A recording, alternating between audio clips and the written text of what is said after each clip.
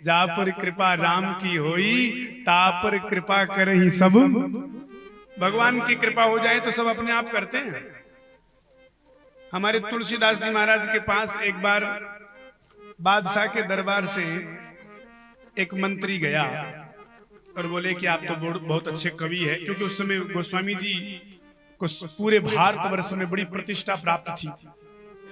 तो बोले आप तो बड़े कवि है, सुंदर रचना करते हैं, चलो बादशाह के दरबार में आप रचनाएं बनाओ, कविताएं लिखो और बादशाह के ऊपर लिखो, छंद छपे, नवरत्नों में शामिल कर लिया जाएगा, आपको खूब इनाम मिलेगा, मोहरे मिलेगी।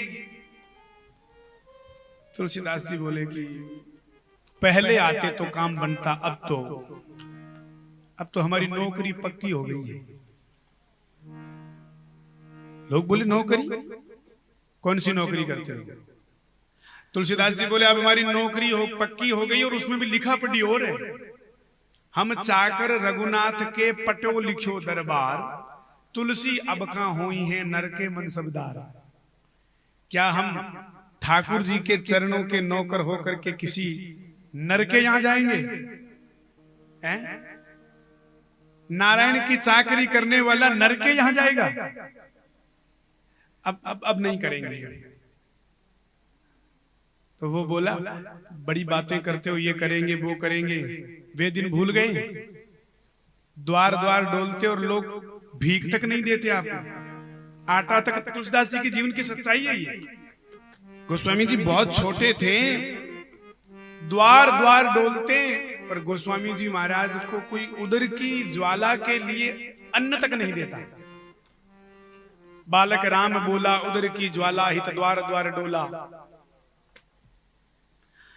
तो बोले वो दिन भूल गए, आज तो बादशाह के दरबार से हम लेने आए हैं, तो बड़े हम नहीं जाएंगे और हमारी नौकरी हो गई और हमारी ये सब बड़ी बातें कर रहे हो। तुलसीदास जी बोले सही बात है, हमें वो दिन भी याद है और ये भी देख रहे हैं।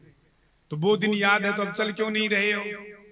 गोस्वामी जी ने बड़ी अच्छी बात कही कि मांगे मिले न चून हूं, चून माने आटा। वो दिन हमको याद है कि हमको चून नहीं मिलता था। मांगे मिले न चून हूं और अब भूपति पूजे पाए। क्यों? बोले वो तुलसी बिन राम के अब है राम सहाय। भजन नहीं किया तब तक आटा भी नहीं मिल रहा था, अब राम जी सहाय हैं तो बड़े बड़े भूपति पांव पूज रहे हैं। इसलिए राघवेंद्र के जो नौकर है वो केंद्र के क्या होंगे? नहीं जाएंगे, मना कर